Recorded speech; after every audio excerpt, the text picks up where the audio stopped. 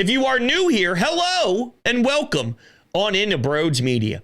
If you are interested in discussing Philly sports every day, of course, you can hit the subscribe button. Hitting the thumbs up button helps out massively as well. And you can take me on the road with you. All your podcasting platforms will have Sports Talk with Brodes, if you search that in the search bar. And if you leave a 5-star rating and a review on those platforms, it helps out the algorithms like you have no idea. So I can't thank you all so much for that. And lastly, Coffee with Brodes live streams twice a week.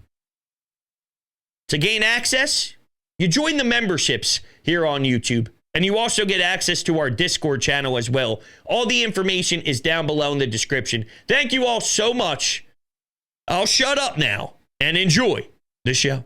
What is going on, everybody? Welcome on into Bleacher Report Live, and I have a couple different questions for you all in regards to what went down at the Link on Monday Night Football. I've lost sleep. I haven't been able to eat. I haven't been able to live life because of that disaster. So my main question for you all to start off the show is, can you flush this one quickly with it being a short week and heading into New Orleans, knowing the way that they started off their season and they kicked ass in Dallas and they made such a loud statement? Week one, the Saints got to face the Panthers. So I don't know how much is really because of the product of who the opponent was week one, but when they follow that up with such an ass whooping, you got to realize that maybe there's something to it. So can you just hit that damn button on the toilet and flush this one and move on? Because I'm going to be honest, I'll be talking about this until I'm in a coffin. I'll be talking about this until, I don't know, I'm 92 years old. God forbid I make it that long. And I'm talking to my grandkids or even my great-grandkids, because the year 2023 and that collapse will always be something that I reference back to. And this is almost an extension of the 2023 downfall. If this loss happened after the Eagles got blown out against San Francisco last year, or the Dallas Cowboys, or the Seattle Seahawks, or the New York Giants, you would assume that this was the same exact season. Nothing changed. And because nothing changed,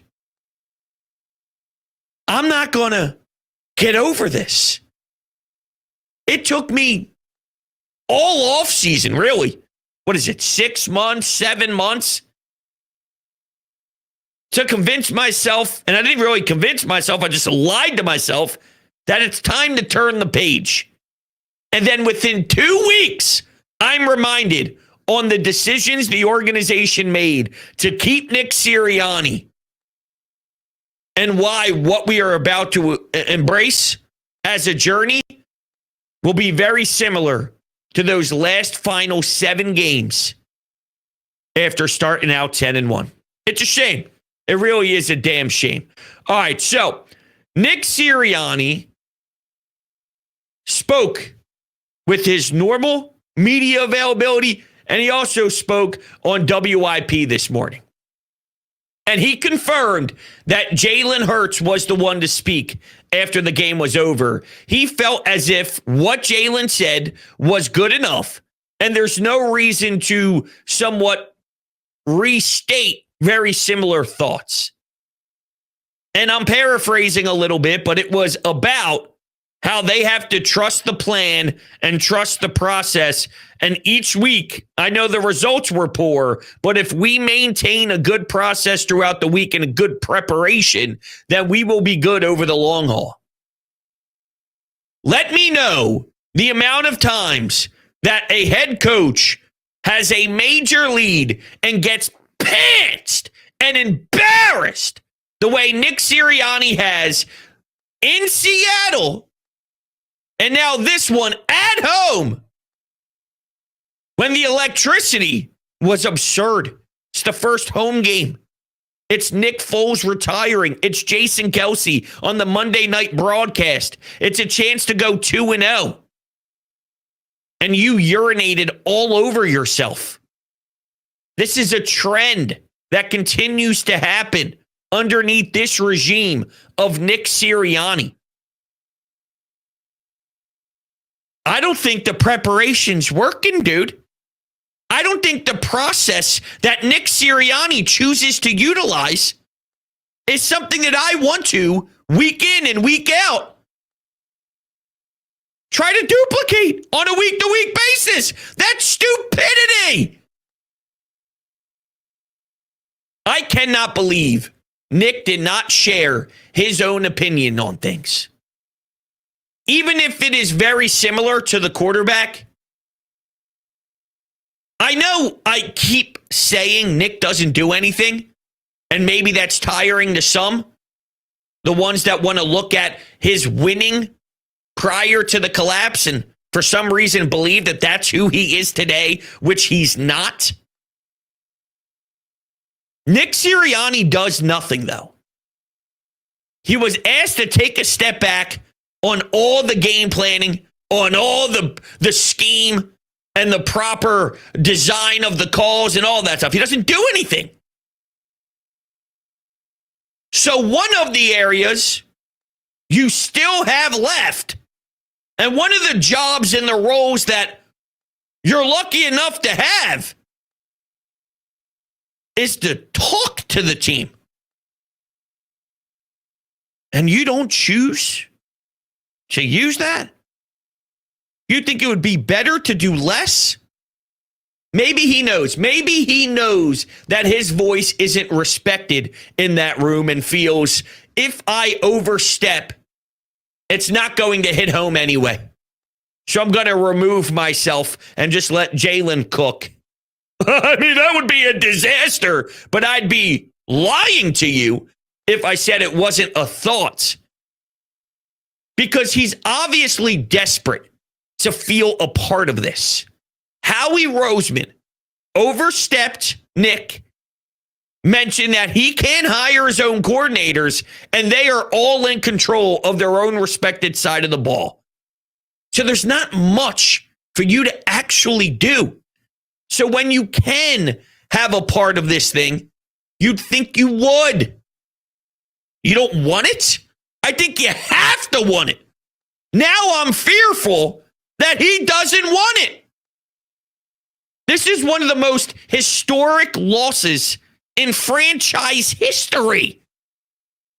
Not so much the magnitude of the game, but the way it happened, it sure is. And the head coach doesn't have a thought while everybody is hurt in the room and processing what happened. That's the time for you to say the right thing as coach. I'm very disappointed. You don't have anything to add? Very, very disappointed. But the organization set this up because a lot of times, even if the coach doesn't make a certain decision, we want our guy to take accountability for it. Even if he's taking a bullet for one of his coordinators. The coordinator screwed up, the quarterback screwed up, a wide receiver screwed up.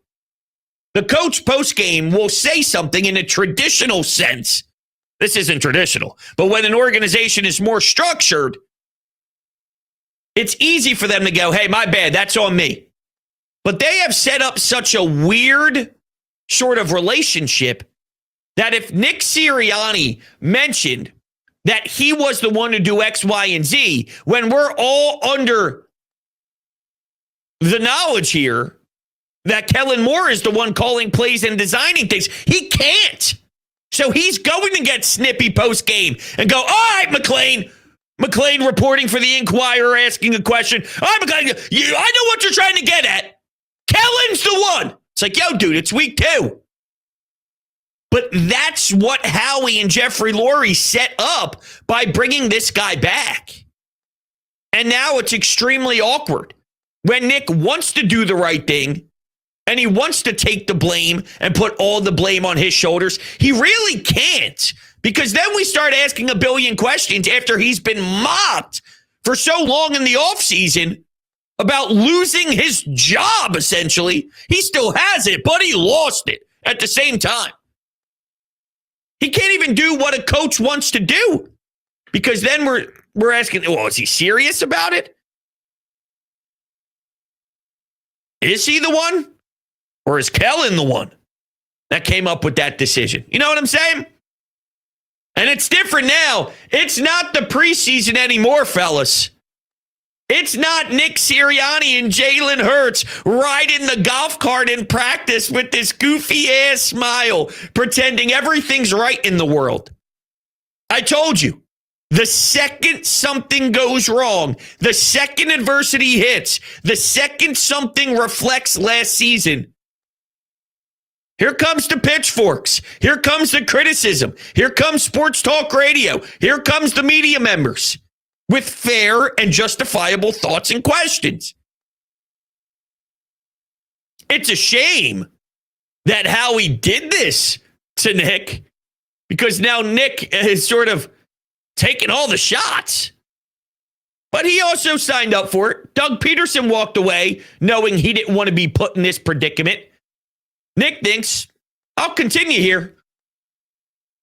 Maybe not knowing how rough it's going to get. It's going to get rough. If they continue to lose, he already snapped once. This puppy just started. This is nothing. You're 1-1. Not that the record tells the full story. There's a group of Eagles fans out there that go with this crazy nonsense. The 1-1 crowd. Well, technically, you thought they'd lose to Green Bay in Brazil and win at home against the Falcons. They have the same record that you would have anticipated.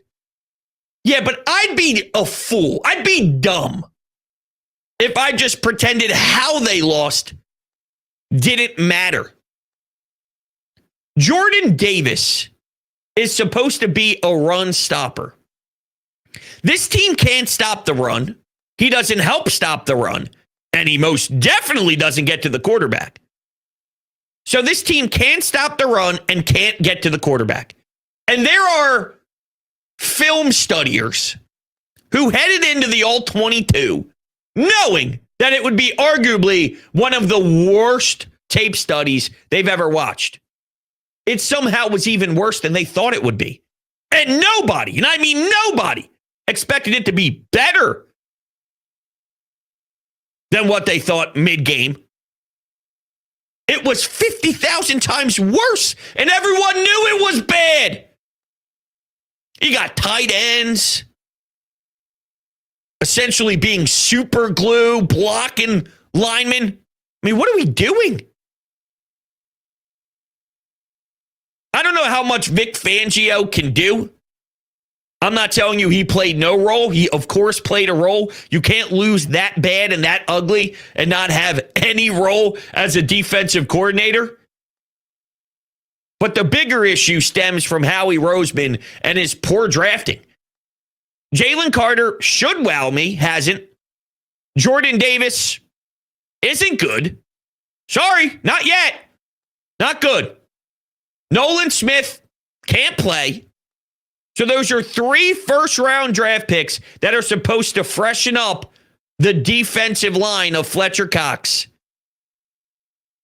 And also the Brandon Grahams of the world. Nolan Smith should be where Brandon Graham was once he started to get rocking.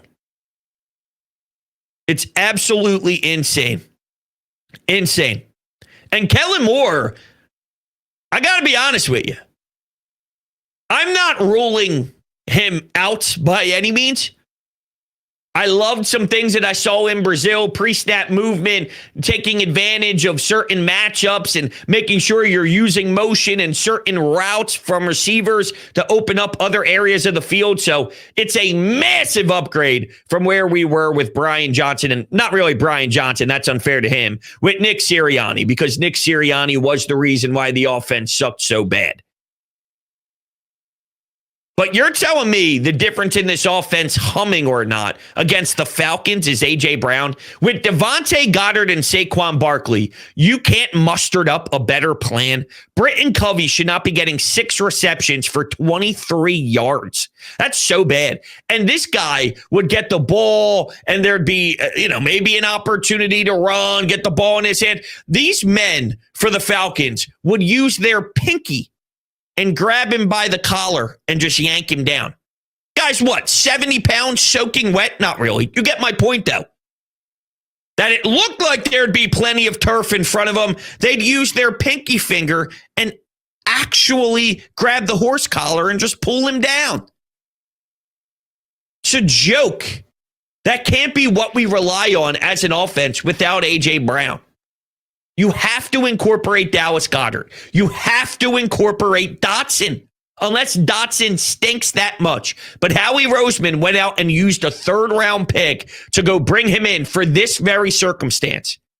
If A.J. Brown is incapable of playing, if Devontae Smith can't do it, Jahan Dotson can at least, for a short amount of time, show life.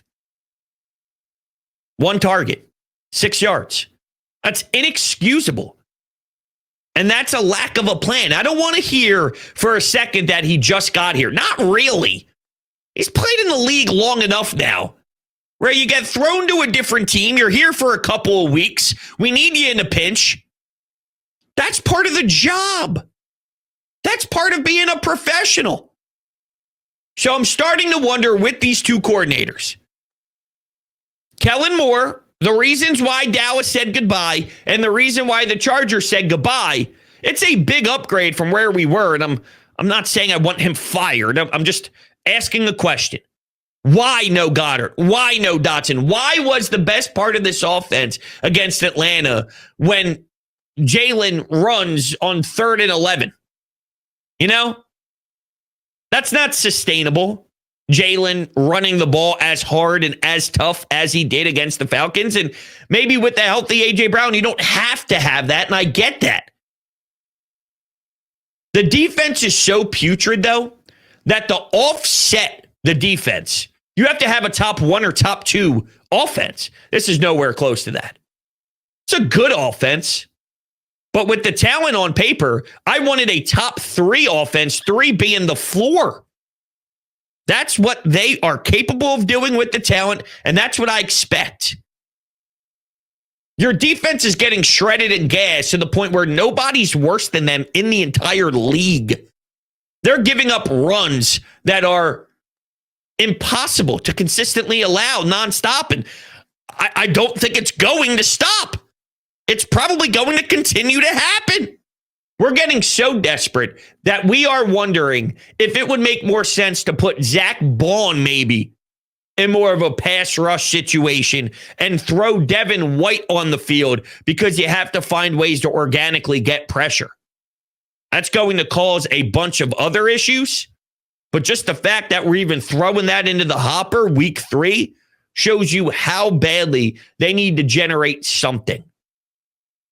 Because it's not going to happen by just putting Jalen Carter, Jordan Davis, Josh Sweat, and Brandon Graham out there, or any variation of Thomas Booker or Milton Williams or Nolan Smith. It's bad. It's really, really bad.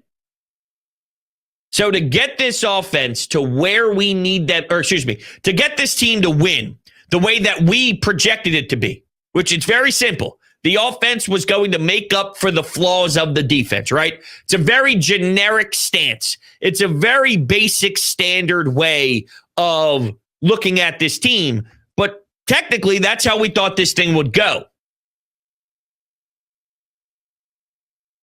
Won't happen with this offense.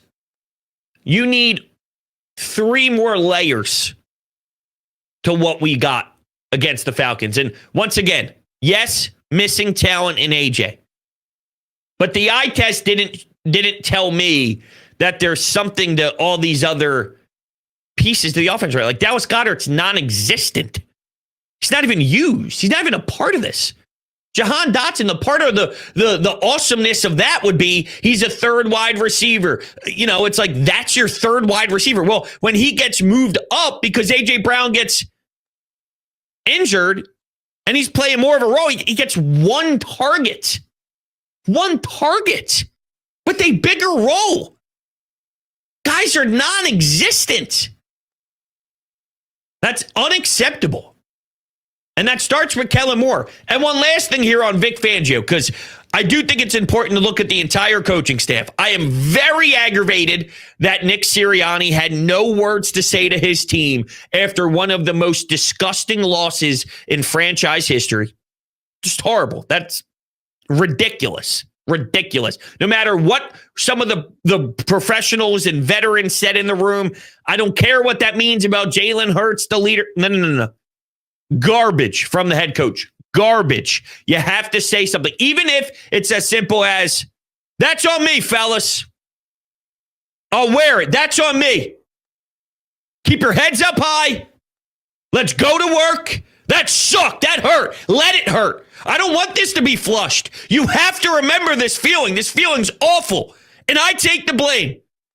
I will not allow for this to happen again. I won't put us in a position for this to happen again.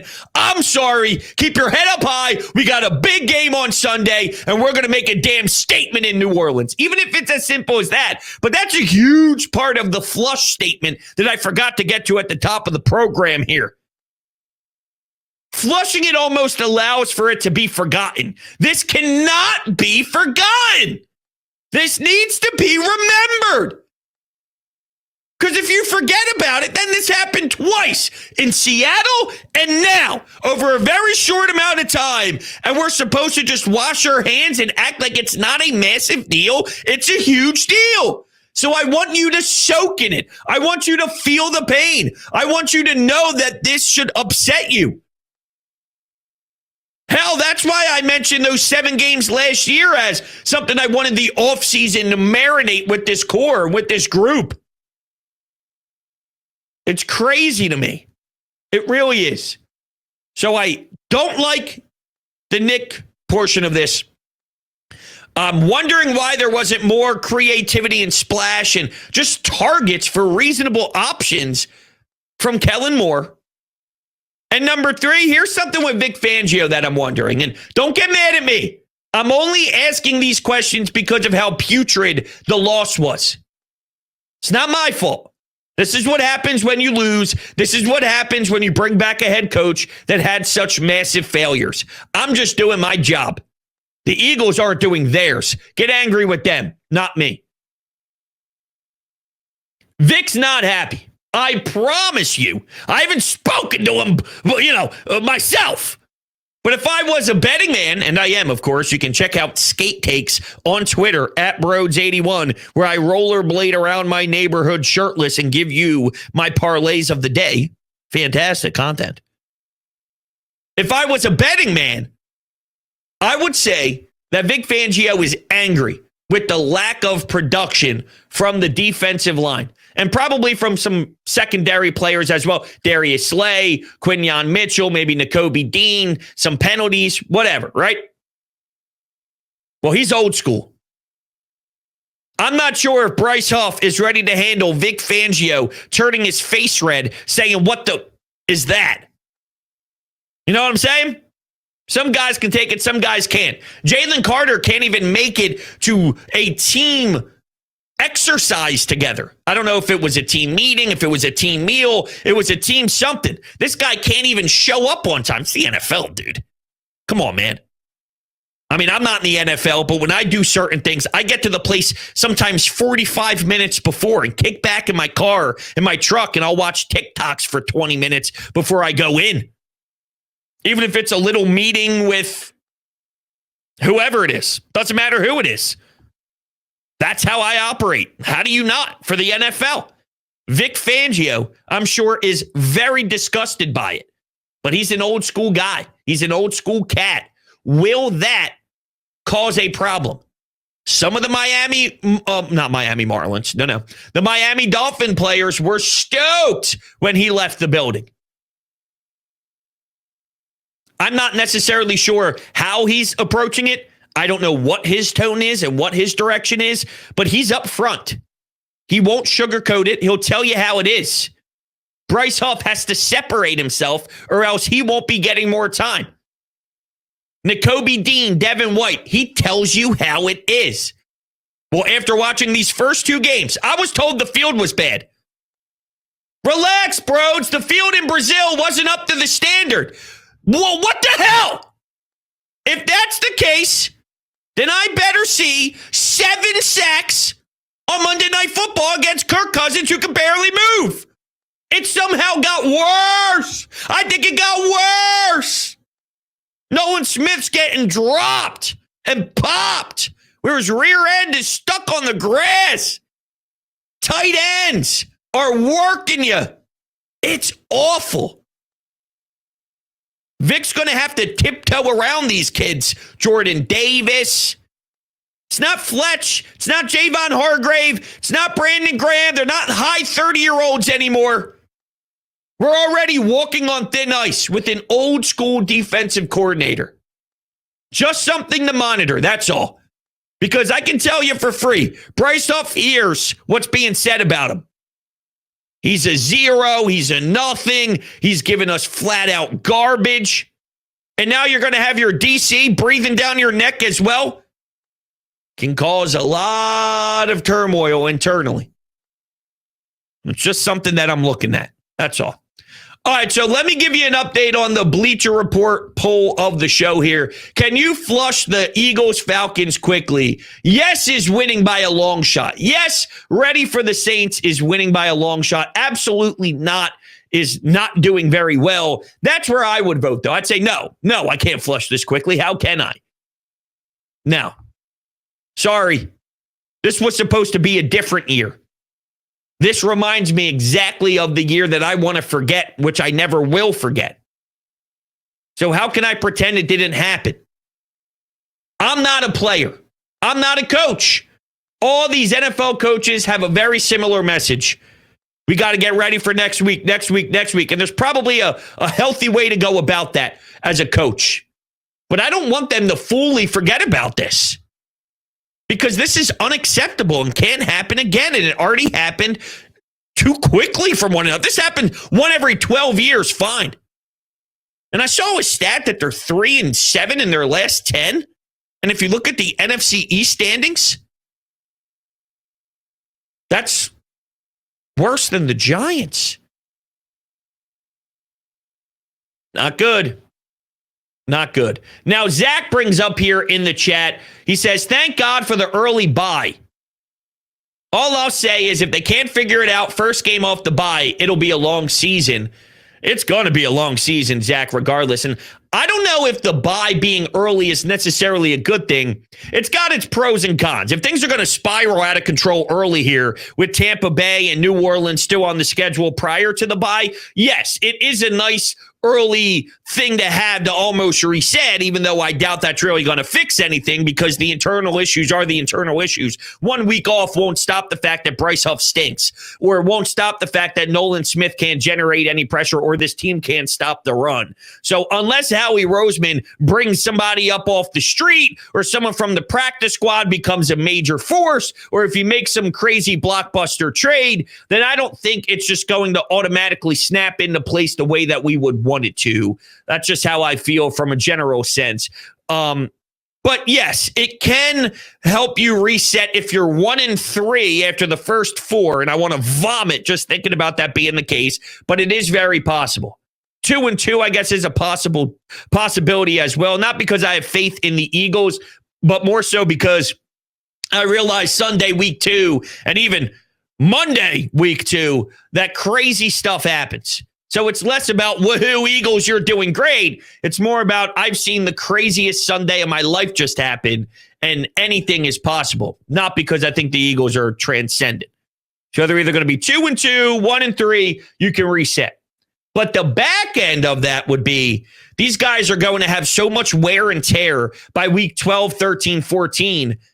They broke down physically last year too, mentally and physically. But physically was a monster issue. Jordan Davis going to stay upright without hitting a wall?